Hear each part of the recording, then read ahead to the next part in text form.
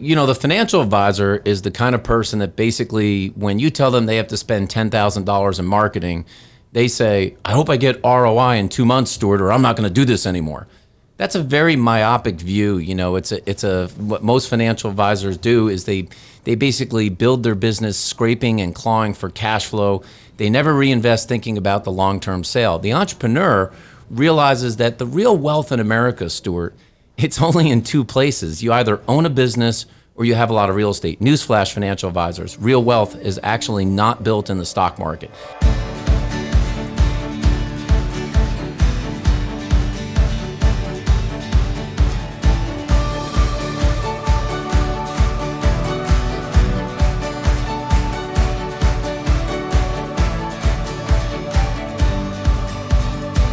Hello and welcome to Bluespring Out Loud. I'm Stuart Silverman, and with me on today's show is special guest Ted Jenkin, CEO and co-founder of Oxygen Financial, but also a personal friend and a very interesting person because you can see him on CNN, CNBC, Headline News, the Weather Channel. Yeah, Stuart, I tried to get on the Hallmark Channel, but no dice. I don't cry, so. You're not family friendly, maybe? No, they wouldn't let me on there. Well, today we're going to talk to you about your journey into M&A and the advice you would give to others who may be considering doing some sort of meaningful transaction, selling their business, capitalizing their business, whatever it might be. I'm going to jump right into it. But sweet. But again, thanks for dinner last night, by the way. Bluespring dinner. Look, if you ever get to be part of the Bluespring family, I have to say the dinners are amazing. I'm not even sure what kind of bill there was, but Stuart, I will say, his hands didn't even shake at all when he paid that bill last night. But I know there was at least, it was in the multiple thousands, I'm thinking. Well, we do deal in multiples, but I might have had a few tears when I hit my room last night, but that was pretty good. Hey, I saw your room. That was unbelievable. Yeah, it was a nice setup, huh? Yeah. Well, you pay the bills, you get a little extra. That's right. When you're president, this is what happens. So what made you, we just did a transaction and we invested in your business, and we're so excited to have you and Brandon on board. Oh, thanks. What got you to the point that you knew was the right time to look at monetizing your company? I don't know if there's ever a right time, but I think like any owner, you have to decide when you're going to either exit or at least de-risk yourself from, future liabilities or future downside markets and recession. And I felt that the stock market's been on, an 11-year run, and certainly this is not going to go in perpetuity, Stuart. And I said, look, at this point, given what the options were and what the deal was, it made a lot of sense to de-risk myself and sell the business to Bluespring. That's great. Well, as an entrepreneur, yeah. You've built many businesses and wear many hats. But that, Stuart, I would say, think about this. Think about the guy out there, the woman out there that's 60 or 65 years old and saying, I'm just get another 5 years of cash flow, and then I'll sell this thing in 5 years. And then all of a sudden, boom, Stuart, a 2008 hits the market and your portfolio goes from 400 million down to 300 million. And you have to wait another 7 years for it to come back to 400 million. Well, it's funny you say that because we're being recorded. I wouldn't want anyone to hear this. Yeah. You're recording me, right? Yeah, we're recording. But I'll say it anyway. We kind of anticipate that. Obviously, the market can't keep going up, and we anticipate that when we see a downturn with the aging population of advisors, we think what we're going to start seeing is people saying, like our clients, I should have sold when it was high, and they're going to need to do some sort of transaction. There is going to be opportunity. But I think you're right to think about it now. I've bought and sold businesses. It makes sense. Yeah, and I think the second thing, Stuart, is that I thought about selling it to an advisor. And there are many things that are wrought with peril. Selling it to an advisor, mostly being, can they actually fund this thing?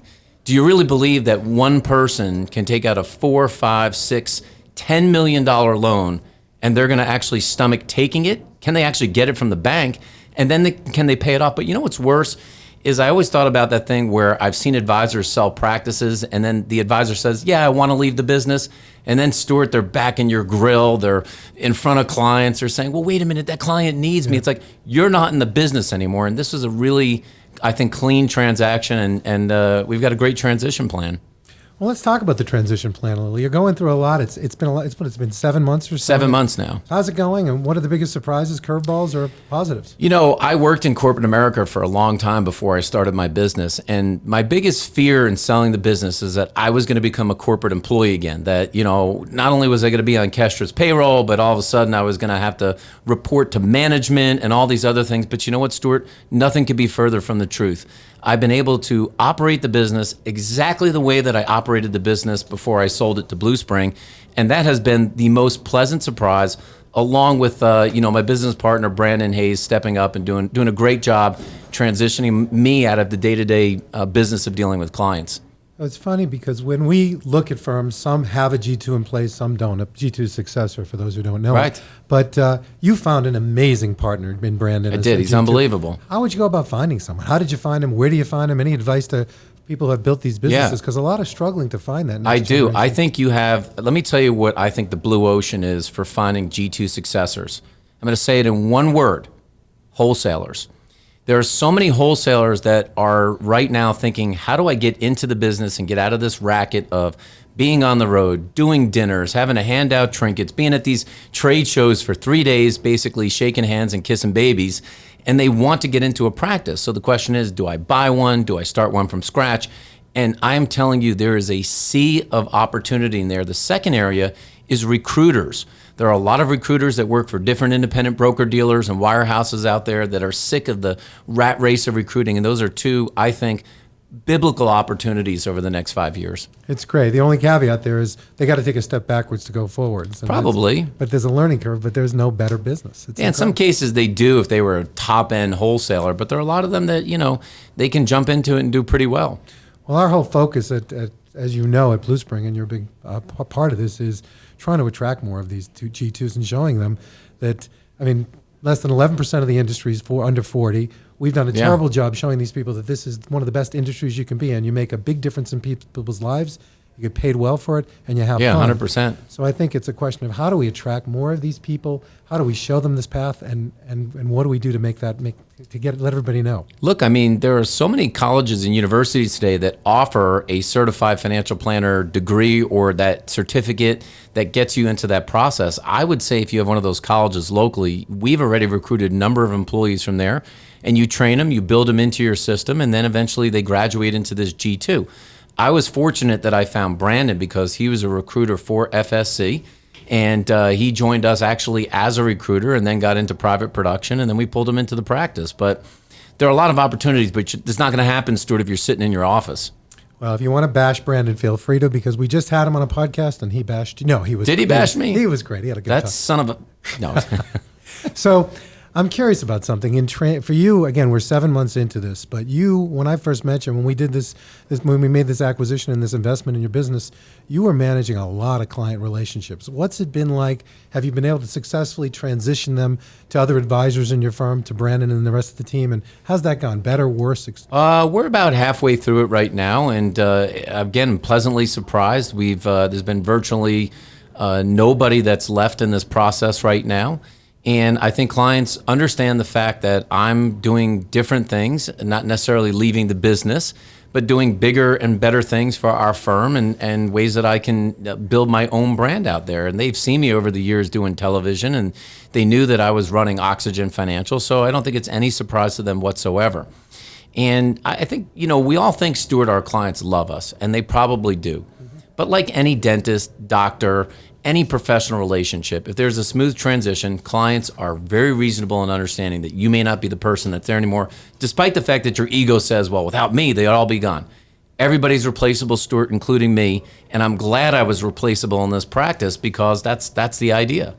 At the same time, you've done a great job of letting your clients know that maybe you're not the front and center person, but you're still behind the scenes. You're still there if they need you. You're kind of the CEO and the chairman, so to speak. Has that been working? Have you gotten any pushback? Has anyone said, I just need you, Ted? Or No, nobody said that so far, and I think they do understand that because I told them that, the time that I've got to take to travel on the road, to oversee the other offices, to make sure that our brand is doing well in the community, to do the TV and radio and things like that, that's where I'm spending my party. But if I had to actually be on an appointment, or if I had to, stop by to work on a case behind the scenes, I will always be there if they need me to be there. So I want to put on my entrepreneur hat. As you know, I've started and bought and sold businesses, and now I'm buying businesses, but sold mine 7.5 years ago, still in and love it. For you as the consummate entrepreneur, what would you say is the difference between, let's call it a standard financial advisor and an entrepreneurial business owner? Yeah, so, the financial advisor is the kind of person that basically, when you tell them they have to spend $10,000 in marketing, They say, I hope I get ROI in 2 months, Stuart, or I'm not going to do this anymore. That's a very myopic view. What most financial advisors do is they basically build their business scraping and clawing for cash flow. They never reinvest thinking about the long-term sale. The entrepreneur realizes that the real wealth in America, Stuart, it's only in two places. You either own a business or you have a lot of real estate. Newsflash, financial advisors, real wealth is actually not built in the stock market. It helps move along over time your portfolio, but if you look at the really wealthy people that you have and how they generate cash, they either own real estate or they sell a business. So the real entrepreneur, the difference is they invest money in their business thinking about not just cash flow, but how's this going to affect long-term equity when I sell? That's the difference. Other financial advisors are thinking, it's 9 to 3. How do I cut cost and get home every day? So not that that's a bad thing, Stuart. You're just not a business owner. You're a financial advisor. Well, we've talked about this separately as well. Is I have a certain amount of money. Where do I invest it? Is there a certain stock? Is there a certain fund? Do I invest in my business? Do I invest it in marketing? And you've done it all. Okay, I'm going to say something here, and I'm actually hoping that I offend a few people, Stuart. I'm going to say this in advance. If you're a financial advisor right now and you got $100,000 in your stock portfolio, what do you think the S&P 500 is going to do over the next 5 years? More than 10% or less than 10%? Now, even if you said more than 10%, Stuart, it would mean basically $100,000, let's say after 5 years, simple math, let's say it's $150,000 to $175,000. If you put $100,000 into your business, hired one more staff person, invested it in branding and marketing, would that $100,000 generate cash flow and equity more than $75,000? It is the duh moment of the day here. Yeah, it's true. Absolutely, it would. And this is what good business owners understand, that the best single return on investment, if you run it right, is your business. It always has been, and it always will be. And it's also yourself. Yeah. You gotta believe in yourself. Yeah. If not, I guess, put it in an index fund. So we see a lot of, and at Bluespring especially, where we look at a lot of opportunities and invest in the best and the brightest and Right. the ones most grown, like your business, which was phenomenal, and we're having a lot of fun with it. But what is the difference between a lifestyle business and a really booming business? And do you see that? I mean, I see both, but I'm curious if you're taking. Yeah, I mean, I think there's like that ceiling of complexity for the lifestyle businesses. It's the advisor that does 3, 4, 500,000 of revenue. Maybe they get up to $1 million, Stuart, but they're building it with the idea of saying, I wish I was in the office less. I wish I was playing golf more. I don't really want to see clients. I just want to figure out how to get the business to support my lifestyle, travel, the cars, the home. And many financial advisors build that way. The real business owner does not think that way at all. They're thinking always about, how do I pile in more assets, drive more top line revenue, get more people into my shop, and how do I grow something that's substantial? So one day when a company like Bluespring says, hey, we want to think about acquiring your business, you realize how intrinsically valuable that business is, and that's why I think lifestyle advisors, they basically, they almost mail it in at some point. It's just like, I'm happy, leave me alone. It's interesting. You also talk about partnerships a little. You had a partner. Are they good? Are they bad? Where do they fit into all of this? Well, I had always heard that originally that, the only ships that sink are partnerships. And I will say that here's how to think about this, because it's not true entirely. Where it is true is if you have two people that basically have the same skill set that get into a partnership, it's destined to fail. Right. So if you have two people that love to sell or they love to market, or two people that only want to do operations, you're destined to fail. If you get into a partnership where you have people who have complementary skills, in this case, Brandon was really good at operations and I'm really good at marketing, it works amazing. So if partners can stay in their lanes and they know their roles, then you can get that energy between all of the partners, whether it's 2 or 4 or 6, that can really make a business grow. Everyone else has the same skills and everyone wants to have their name on the door and their face on TV. It's not going to work. It's interesting because at Bluespring, we do a lot of work with partnerships. We do a lot of work with the Successor Academy. I just had Brandon on, and we were talking, and a couple of our other successors talking about what that's all about. How do we train those successors? And we do this Successor Academy. But when you look at those partnerships, you look at a successor, at the end of the day, a business is worth a lot more money when you have a G2 in place. Totally. How does someone, I mean, we talked a little bit about that. How do they grow that person? How do you put them in a role? Like you sold us a business at a great value, but you also kept in place a team of people who could take over that business and hire a couple more to take over some of your client relationships. We got a booming business. I learned this a long time ago in my corporate career, and a lot of it has to do with being able to tuck your ego at the door, because you have to be able to say that actually, if I was successful running my business, then truthfully, the business could actually run 100% perfect while I'm not there for a month. So you have to ask yourself, Stuart, and say, could I leave my practice now for a month and it would run 100% perfect without me? To do that, Stuart, you have to be able to take somebody in your organization or somebody's, and you have to be able to train them to do everything that you do, teach them everything that you know, not having the fear like they'll be better than me, because that's what you want. You want them to be better than you, so one day you're not needed anymore. That's what makes the business valuable. Well, it certainly did when with you and as we look for other businesses, and we have this, right. We're actually helping businesses go out and find partners. But Stuart, this is what we're talking about. This is the part that advisors don't understand, because if you let's be honest about this. On the street, most advisors say, I'm going to probably get 2 times recurring revenue for my business and maybe 1 times on commission. By the way, not true. Yeah. Not true, because in the real business world, nobody buys businesses like that. They're always bought on EBITDA. So you have to ask yourself, what does the real cash flow look like in my business? And there are businesses out there that are getting paid 8, 10, 12 times cash flow. Now, if you say that to an advisor today, they'd say, no way, where do I sign up, Stuart? Well, guess what?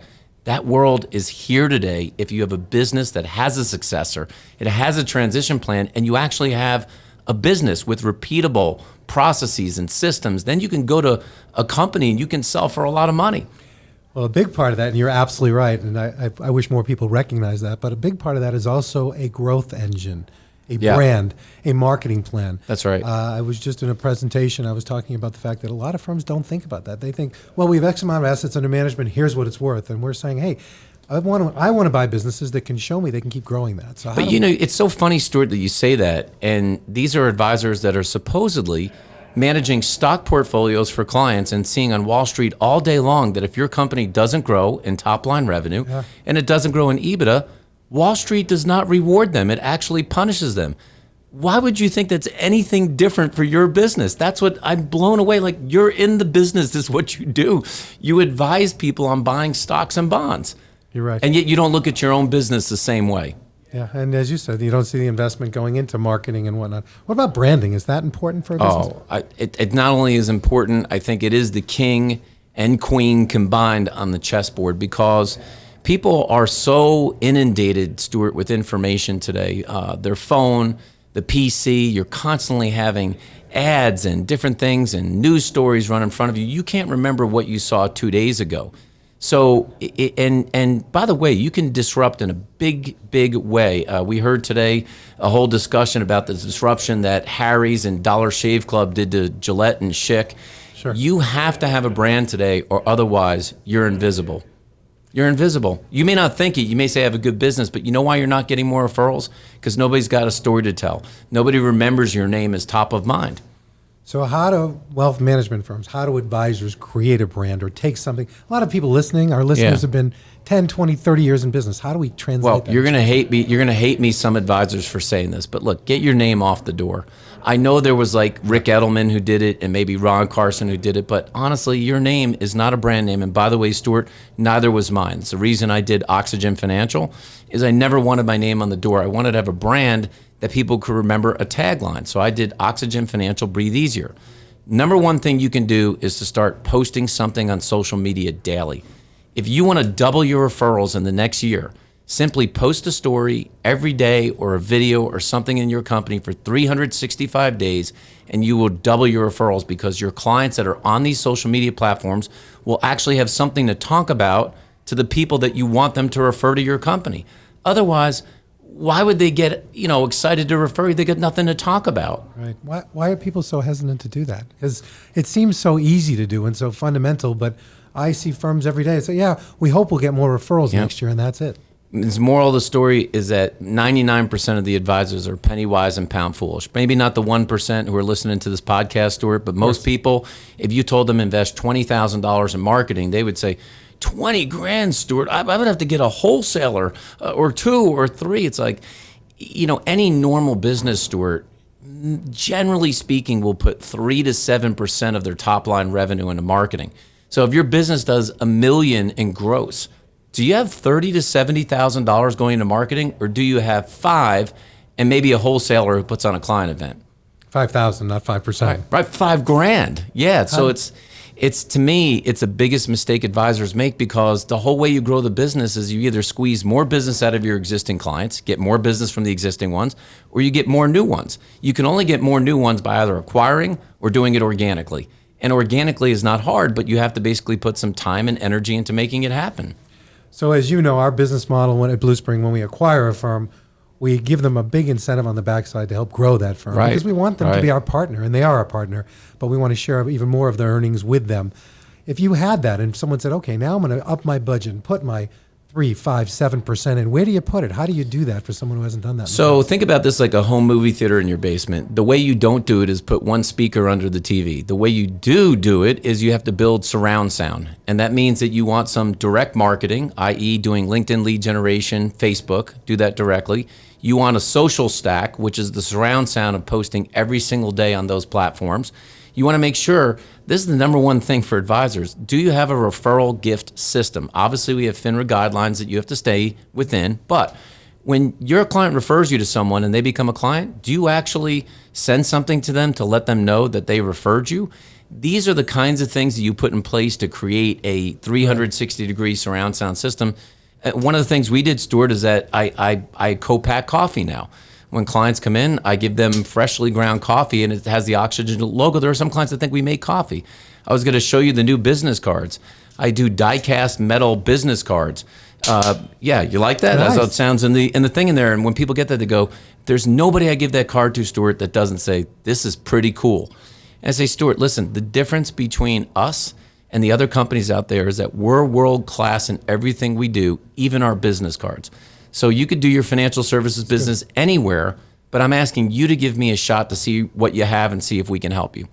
So when I try to fly home with this, are we going to go through That's the metal not going to detector? TSA you. Don't put it in your pants. Put it in the bag there. It'll go through the X-ray. Thank you. I got to worry about my travel now because of Ted Jenkins and Oxygen Financial. It's incredible. If you were sharing, I see a lot of people who get to this stage. I'm going to go back to the acquisition piece, because for you, like me, I sold my business at 50. You sold your business at 50. Some people looked at me like I was crazy at the time. Why at 50? I see people 60, 65, 70 even who are still sitting there thinking, I want to hold it for a certain period of time. How do people know when to sell, how to sell, the right time? I mean, you did it at a young age. Why? Well, I'm sure everyone's financial situation is unique. Obviously, there are a lot of financial advisors that are actually really bad, I think, at managing their own money and their own family situation. So sometimes they're forced to wait for that sale. I really wanted to tackle other entrepreneurial ventures. And at some point, Stuart, you have to ask yourself this question, as you should your clients who own businesses, which is how much is enough? And I knew, Stuart, with what I had saved already and the exit that I would get with Bluespring, if I truly felt like never working another day in my life, just like you, I wouldn't have to. But you know what? I have the fire and passion to help other financial advisors and help other business owners. And I'm just getting excited about building other stuff just like you're doing with Bluespring. And that's what told me, I said, I'm going to have enough money. It won't matter anymore. And on top of it, I get to get my creative juices into some other things that I could do. And the other piece, it's amazing. You keep drawing parallels to the market, and we're financial advisors and a stock and investing. Right. If you think about it, diversification. Totally. Yeah, 100%, and that's the truth that happens to a lot of business owners. If you owned a construction company back in 2007, you thought you were going to ride high and into the sunset of your life, and then 2008 and 2009 hit, your company was worth zero. And now a lot of those construction companies have grown again, and I've been going to owners like that saying, it's time for you to sell. Right? And did you learn the first time? Right. So, we've got to have a responsibility, as our own fiduciary to basically say, if I didn't even sell it all, Stuart, maybe it makes sense to come to a place like Bluespring and say, let me sell half. When are you going to de-risk? Because I know all of us think, listen, Stuart, In 5 years, do we know if regulatory pressures will get worse? Could be. Do we know if pricing pressure on wrap accounts will get worse? We don't know that. Do we know that artificial intelligence in 5 years will have robotic solutions that will make advisors go? We don't know any of that. So at some point you have to say, I've got a business that's worth value. Whether I sell all or some, maybe it makes sense for me to take some chips off the table. Yeah, and the business, we announced an acquisition last week, and if you talk to this particular owner, what he's also adding is, listen, I have never in my career, and he's in his early 60s, seen tax rates this low.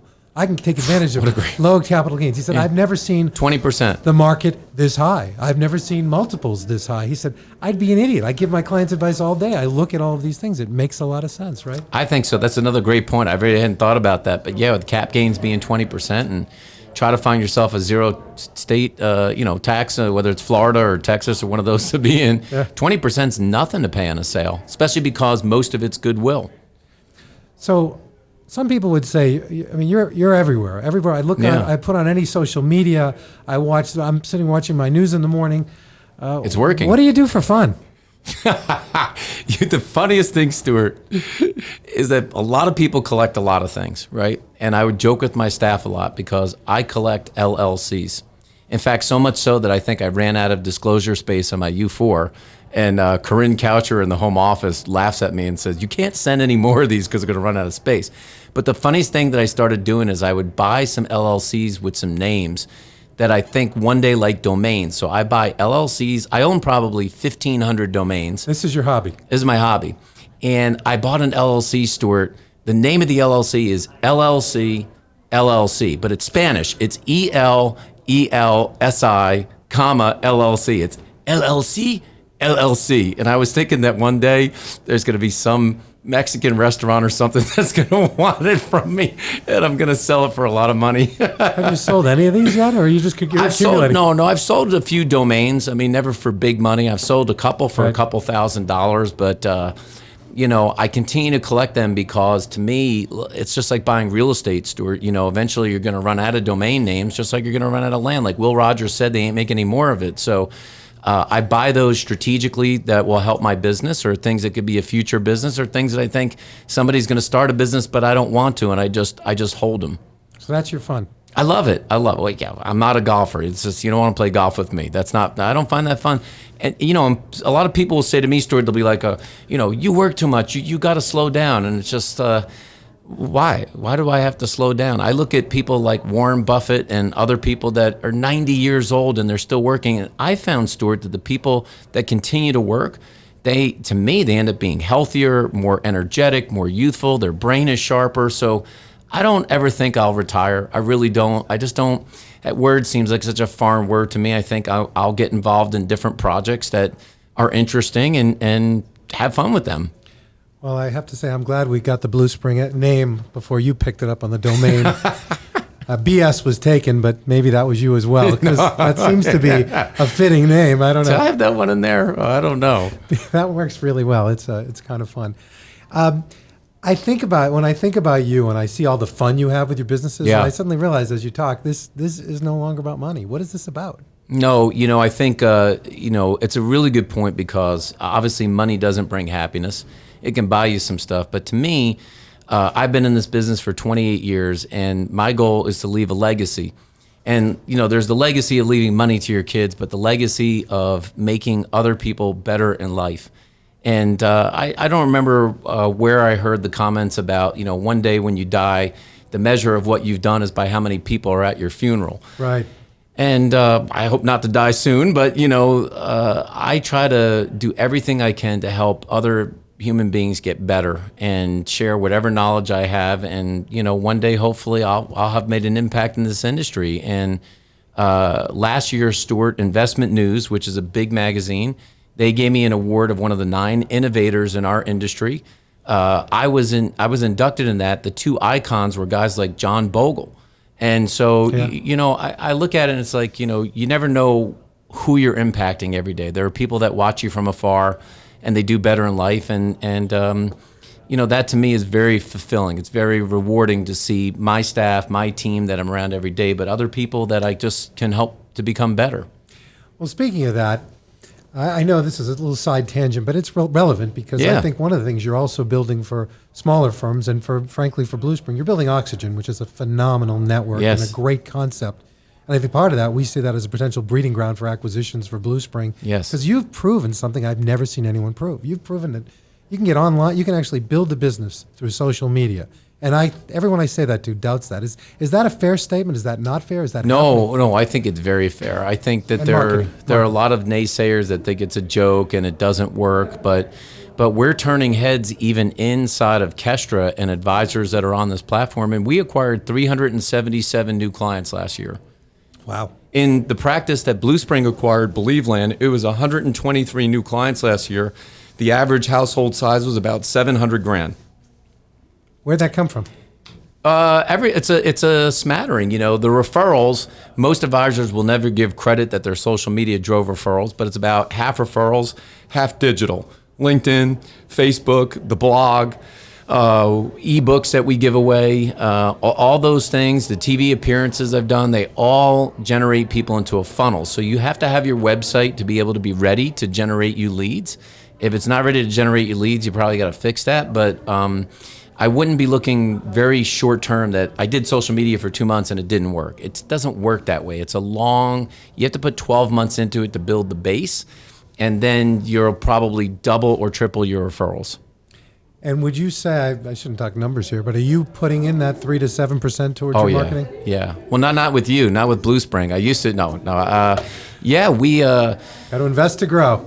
I would say that we'll put $200,000, $250,000 into marketing in all sorts of sleeves. And again, I'm building a home studio.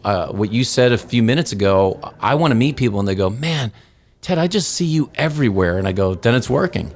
It's working, right? Because I'm probably not everywhere, but if I'm the one that has the most frequent, repetitive messages and I'm pounding them home, that's how Geico did it. That's how Arby's does it. That's how Nike did it. Right. They just had a lot more money. So we're in a microcosm of what they spend marketing wise, but we can do the same principles in our local communities. And I've done it in Atlanta. And over time, I've put so much stuff on the internet that we get leads from California, Washington, Chicago. We get them all over the place. Well, I know part of the Bluespring culture is sharing best practices and ideas, and you've brought so many already in just this 7 months to the group.